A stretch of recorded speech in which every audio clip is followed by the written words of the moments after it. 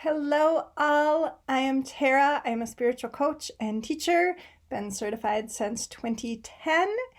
And today I wanted to do a spiritual blueprint for the collective for 2025. And so, what this is if you feel like you're stuck or you feel like you have to have energy moving through, come back to this video and see what tarot card we're going to pull. We're going to pick an element to focus on and a subtopic for that. And so anytime you're feeling out of sorts, come back and connect with any of the elements that I've brought forward in this. The first one is, let's talk about 2025. It is numerology a 9-year, which means things are going to end. Things that have been long established, things that have been in a 9-year cycle, are going to change, are going to transform, are going to completely end and not have something new sprout up. And so that's really important, I think, to think of overall collectively in the world, because there's going to be a lot of chaos, a lot of change in 2025. And we can get caught up in the, oh my God, stuff is changing. When in reality, we're like, okay, we're in a 9-year, we're expecting things to change and to grow. And some of it isn't going to, what we did in the past isn't going to move forward with us. And I think when you have that perspective, it's a lot easier to get through change. So now that you know that we're in a 9-year, that it is going to be a year of change and endings and all that stuff, I want to pull one major card in the tarot and just see for the collective, if you're looking for a big theme for you, what what card is going to resonate with all of us collectively, and you can use it individually if you want. Obviously, I also do private sessions that will actually get deeper for you. You can find the link below, but this is for the collective. And it is the Magician.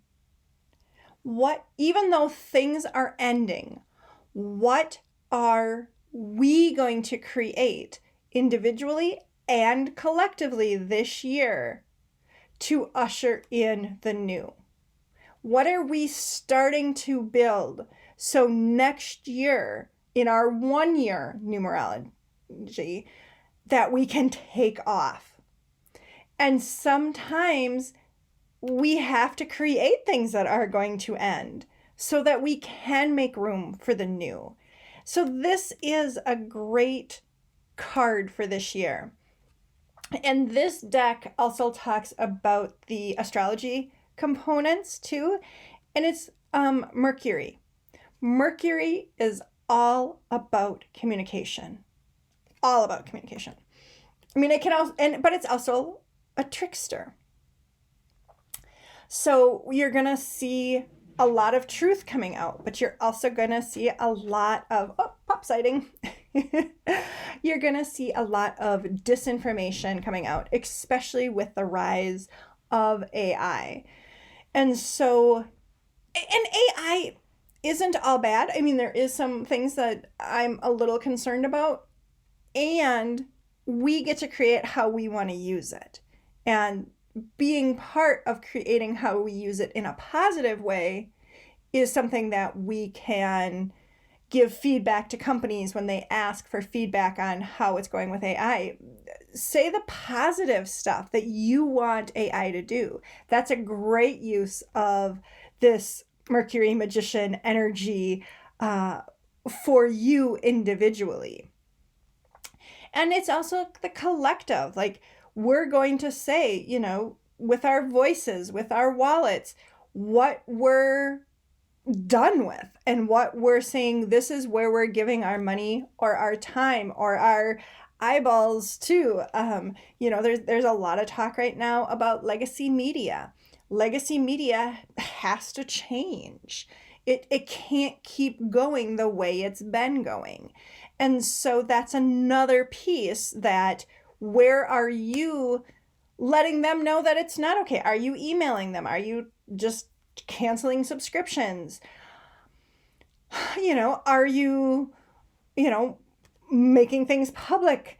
Are you writing to them? So all those things are communication. So think about in your own life where you are starting to take a stand. So I love the Magician with Mercury for this year in 2025. And again, when you're feeling stuck, come back, watch this video and go, oh, okay, it's the Magician, it's Mercury, it's communication. Where am I being authentic in my communication at work, at home, in my family, in my friend circle, in my support network, in my community? All those places, you can pick one and show up for yourself, an authentic communicator. And I didn't mention, but yourself is a huge piece of this year. Where are you showing up authentically to yourself? Where are you saying, I'm done telling myself these lies. I'm done telling myself that I would feel better if I look better. Or if I lose 5 pounds, I'll be better. What if they're lies? What if you are worthy and enough right now, today, no matter what's going on, no matter how you look, no matter how you feel, you're worthy, you're enough today and tomorrow. Start being gentler with yourself. All right, so that's the tarot for 2025. And now what I want to pull is, I do a lot with the elements, earth, wind, fire, and water. And I use wind, but you can use air too. Doesn't matter. I've used both. I kind of use them interchangeably. But so which element can offer you support this year? Fire. And so then I have it, all of my elements I have connected to a topic. And fire is connection to joy and wonder. When you're stuck, find things that connect you to joy and to wonder. Even if it's going a new way home and you're just like, oh, wow, I never noticed that before. Or if it's, you're taking a class for fun, you join a membership for fun. We get so caught up in the seriousness, the work aspect, and I'm a Capricorn moon, so I totally can tell you this from experience, but the responsibilities. And we forget that our lives are meant to integrate joy and wonder in them. And so really think about where you can pull that little bit of play. Maybe you play with your dog. Maybe you spend some time in nature playing frisbee with your kids. Where are you connecting to that little bit of fun, that little bit of joy? And now I want to go one level deeper and actually go, and even if you don't go one level deeper, if you just say, hey, you know what? I remembered Tara saying that in order to get through this year, connecting with joy and wonder is going to help me. If that's all you do, awesome. That's great. If you remember that you're just doing your authentic communication, that's great. It's just that I'm giving you different ways to approach it, however you want to approach it. Okay, so for fire, for connecting to joy and wonder, going one level deeper, what do we got? for the collective for 2025 is curiosity. Where are you finding your curiosity? This could be, like I mentioned before, this could be taking a class for fun, not because you have to do it for your job. You're like, I always wanted to explore this.